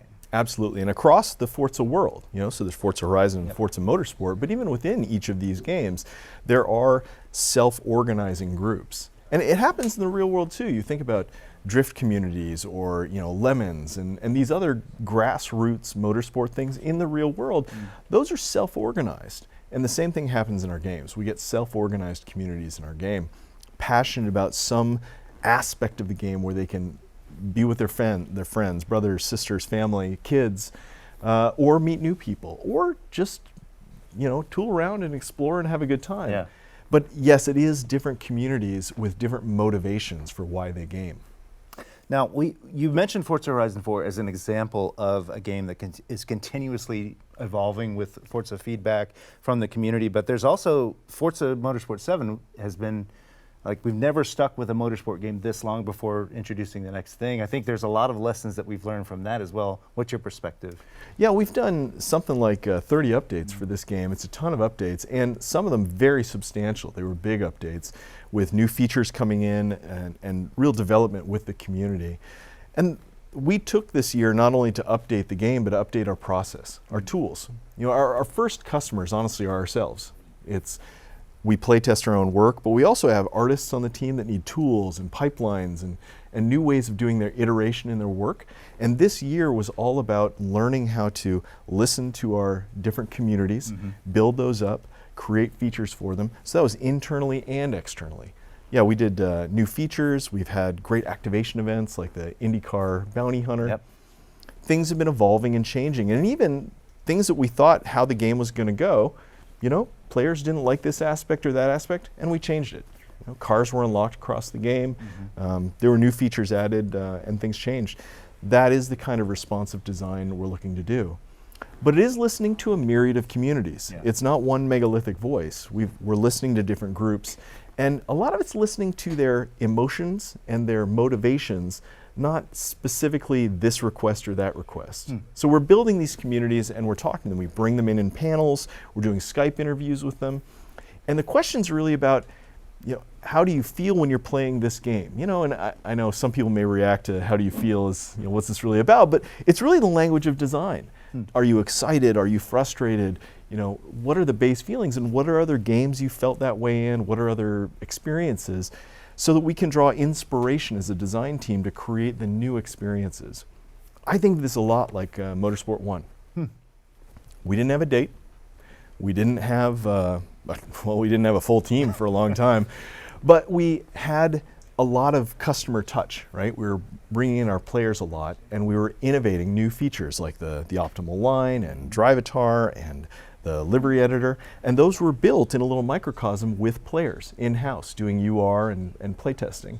And we're really doing that same cycle now in Motorsport 7 with releasing features like FRR. Yep.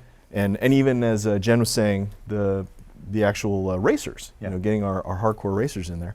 And we're doing it also in the next motorsport. What the motorsport team's working on right now, we're bringing players in, we're interviewing them, we're getting ideas of what is really going to light up the next generation of car lover.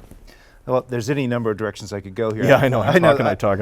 I want to, let's focus first on, you mentioned Forza Motorsport 7 and Forza race regulations. To me, it's really emblematic of this kind of approach you're talking about.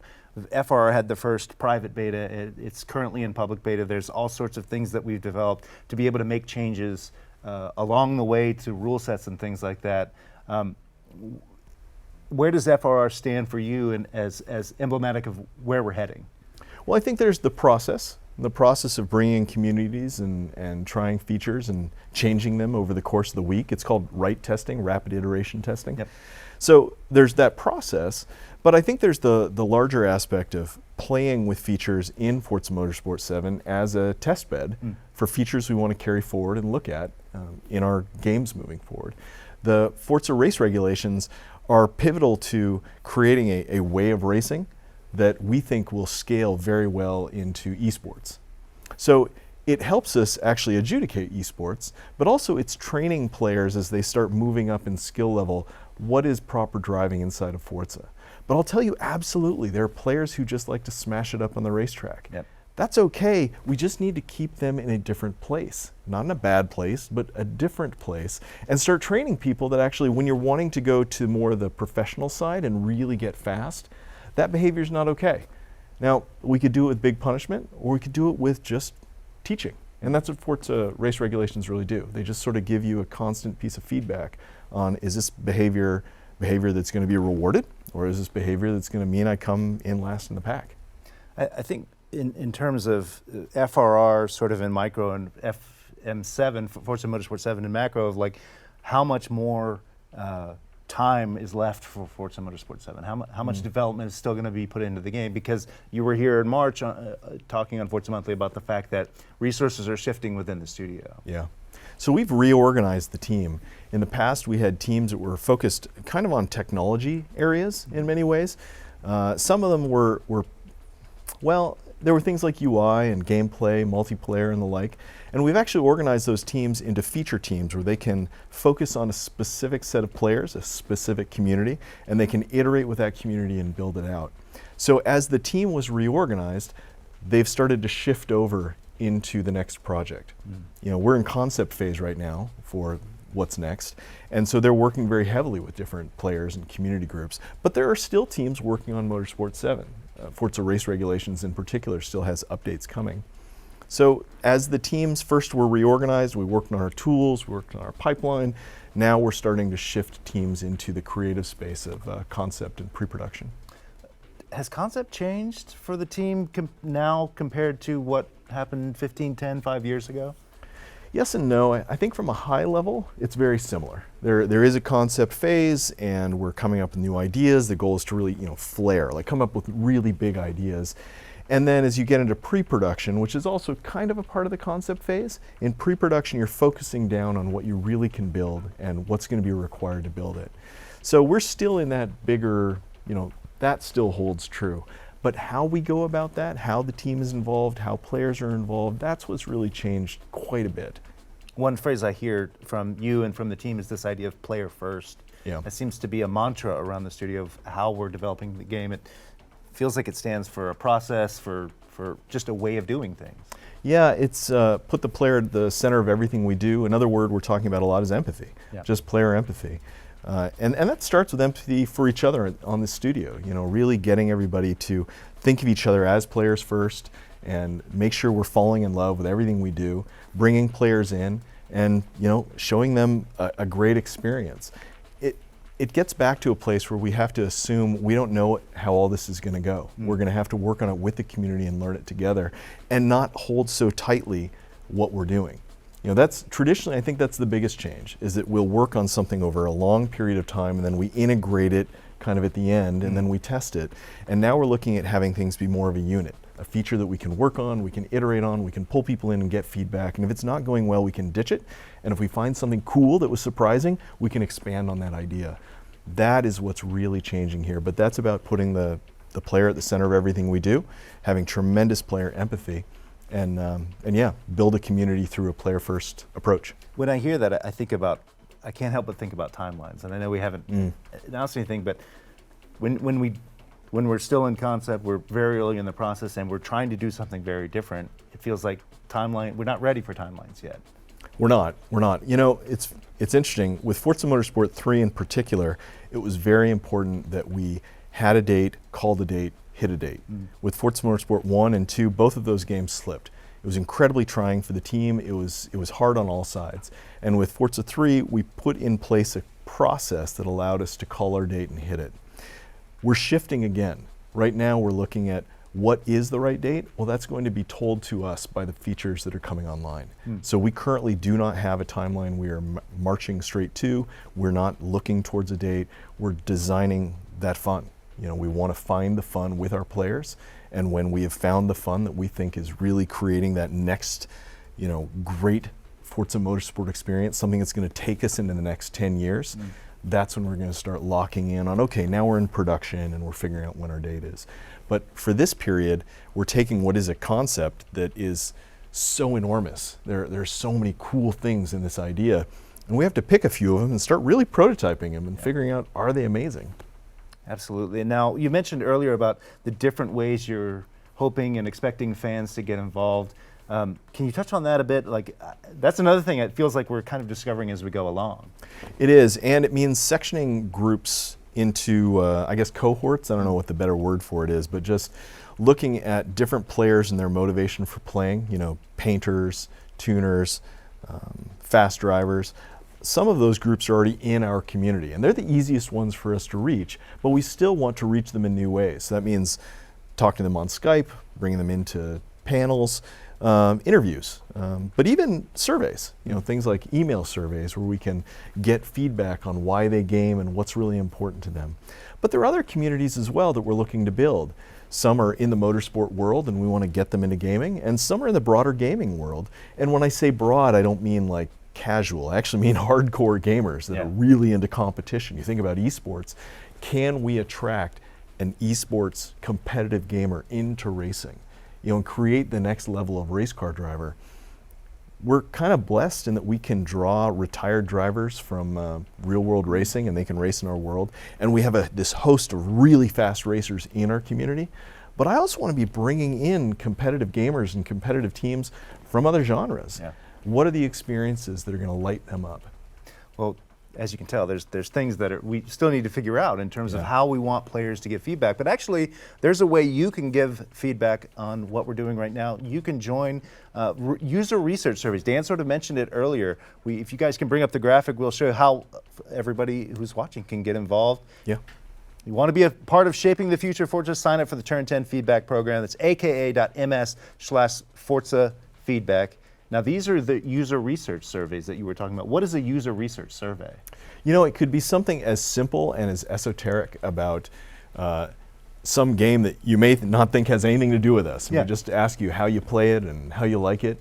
It may be about certain areas within a game, one of our games, and asking how you do that. These surveys can come in a lot of different shapes and sizes. And a lot of times we do what's called a screener. So we'll ask somebody about how they game, how often they game, what games they play, what you know, do they play on PC? Do they use a wheel? You know, a lot of things that allow us to kind of say, okay, I think this group is here, so let's put a cohort together of 20, 30, 40 gamers that we can ask this set of questions to. And this is how we'll develop feedback that is multidimensional. And back home, you've seen the team sort of design their concept for where we are in the process. What have you seen from the team? How are they embracing sort of this player-first attitude? Well, as I mentioned, it really does start with us as the first set of players. You know, we're the easiest ones. So there are teams that are doing weekly playtests right now. So they're working on a mode where they You know, they work for 3 days, pencils down, and then on Friday we play it. And is And that then the we give rapid feedback. iteration you were talking about? It is, Yeah. and that has been happening now for going on, it's been a lot of weeks. Right. So, and that's changed and evolved, and new things have come out, new ideas, and it's the sort of thing you really couldn't have pre-designed. You have to iterate, you have to find that fun, and that's like a mining process. I mean, you've just got to do the work to find that fun. So we've got teams doing that. We have teams that have been, coming up with new concepts that they could bounce off of people, and so that's in some ways called a zero res or a low resolution prototype, where you can just go talk to somebody about it. And you're not trying to pitch it, you're trying to explain it, and then you get initial feedback like, oh, that reminds me of that game. I always hated that. Or, that reminds me of this experience and I love that. And you're getting initial feedback that you can then branch the design and take it further. What are you excited about of the next, say, year? Well, the team is growing, both physically and I'd say also in our outlook. I've seen more passion and excitement coming from the team than I ever have before. And it's like this renaissance of great ideas. And at the end of the day, it's actually not the ideas themselves that matter. It's the team and it's the culture. And if the team's healthy and the culture is creative and supportive and empathetic, the ideas will flow. And that's what I've seen in the last year, but it's still changing. And I'm excited to see where it goes next. The team's in a great spot. And I'm seeing this across other areas as well. The Horizon team as well has been looking at how they listen to the player, do iteration, how they move into that player-centric space. So this isn't just motorsport, it's across the entire franchise. Well, one thing that isn't directly Forza related, but we saw you in the Project Scarlet video that was on stage at E3. We saw Chris Tector, who's also part of Turn 10. How are you thinking about Project Scarlet right now? It's a huge announcement for Xbox. It is, and Project Scarlet's part of a suite of things that are coming out of Xbox that are great for our vision. The vision, you've heard me say it, but shape the future of automotive entertainment. And I think we are in a unique place to be able to do that. Car culture's changing, gaming culture's changing, and we sit right at the heart of it. It's an incredible time to be a racing gamer, and it's an incredible time to be a racing developer. We're right in that heart. And things like xCloud, so streaming, that's a new technology that I think is going to open up a lot of doors for us. But also the success of Game Pass, and we talked about Forza Horizon 4 and how it brought a whole bunch of new players in. Well, Project Scarlet's another one of those things. It's a piece of technology. As Phil said on stage, it's going to be in the heart of everything we do. We've made an engine now in Forza Tech that is incredibly extensible. So it can work on high-end gaming rigs, and we're bringing the min spec down all the time. When we do iterations, we're doing more testing and config to try and make it so more people can play the game. xCloud is going to allow even more people to be able to play the game because it's going to be more device agnostic. And, Project Scarlet is so powerful. I mean, Chris and I have been involved in this for quite a long time, and it's incredibly exciting. But it's about building a franchise that can be played by everybody, everywhere, whenever they want. I mean, I know that was said on stage, and I don't mean to sound like I'm just repeating those words, but it's real. Like, that's really how we're looking at it. How can we bring our experiences to so many more people? We build this massive community, and Project Scarlet's right at the heart of that. I mean, as Chris is famous for saying, the highest quality pixels. Highest quality. And I know people kind of go after that, but he is absolutely correct. You think about a video stream, right? A 4K video stream actually has compression on it, but when we're doing real-time rendering of 4K pixels, they're uncompressed. So actually we don't have compressed pixels on a high-end machine. And so that's where it's true. They are they're high quality pixels. And with a really powerful console and all these advancements in speed, there are new experiences we can do, and these are experiences we can bring to a much broader group of players. Well, it's going to be fascinating to sort of be part of that and to share it with the Forza fans of whatever the timeline is. It feels like we're going to have a lot to discuss over the next X number of months, years. It's going to be fascinating. And we've got to learn how to do that too. So, we historically have been a very secretive studio. We kind of work on our thing, and we're at the heart of a lot of Xbox initiatives and a lot of cool technology, and we are technologists, so we like working on that. but we're looking to turn the page, really change into a new world where we're much more open with our community and, build the game with them. And I don't know how that's going to go. I know it's going to be cool, it's going to be exciting, and I'm more fired up about my career and working in this space, coming to work every day than I have been in a long time, just because the touch with our fans is so awesome. Yeah, it's going to be great. It's cool. Yeah, and so really encourage you guys. You saw the link earlier to get involved with the user research surveys. More to come in the future as we continue to shape the future of Forza. Dan Greenawalt, thank you so much. Thanks, Brian. Appreciate it. All right, now we are about to wrap up here for the June edition of Forza Monthly, but let's look ahead to July. The July show is going to be on July 1st. We're going to have all sorts of cool news, including the Series 11 update for Forza Horizon 4, which is just around the corner, as well as more updates for Forza race regulations. I can't wait to share that. We're going to have some special guests talking about the future of FRR. It's going to be awesome. I know you guys are going to like it. So that's coming up on July 1st. Right around the corner. We're just a few weeks away from another edition of Forza Monthly. It's awesome. We also want you guys to get involved. We talked about that idea of you signing up for user research surveys. We also want to do some Q&A with you guys next week, with the next edition of Forza Monthly. Here's your way to get involved. You can submit your favorite question to aka.ms Ask Forza. And that is a place for all of your questions. We will take our favorites and answer them as best we possibly can on the July edition. But there you go. We love having live questions from the chat as it happens. But if you want to get your question in, whether it's about the next Forza, whether it's about Forza Horizon 4, what have you, put it in the thread. We're going to take our favorites and answer them next month. So I hope you guys get involved with that. Now, Forza Monthly is almost over, but we are just getting started with this chat, with this stream schedule that we have going on the rest of the week. It's a busy week. It's E3 2019. Let's bring it up. This is maybe the largest stream calendar we've ever had. Look at that. My God, I can barely get through it all. It starts tomorrow. With the Tuesday Drive. John Iwan is going to be doing his thing on the Tuesday Drive. And then we are live from E3 2019 from the Microsoft Theater, checking out the Forza Horizon. You're going to watch fans from all over the world play the Forza Horizon 4 LEGO Speed Champions expansion. Don't forget, on Thursday, we're going to be live from Playground Games. I believe it starts at 8 a.m. Pacific. With the LEGO Speed Champions expansion for Forza Horizon 4. They're going to be playing it live the day it comes out. You guys won't want to miss that. Lots of fun there. And we've got all our regular shows going on in addition to lots more from the show floor at the Microsoft Theater. So a lot going on. You don't want to miss it. It's all happening this week. Forza /Forza, whether you're on Mixer, Twitch, or YouTube. Amazing. I want to say thank you to everyone who was here, including Dan Greenawalt, including Mike and Chris, and of course Jennifer Yee. Thank you so much for watching this episode of Forza Monthly. We'll see you on July 1st. Until then, see ya. Bye, everybody. Thank you.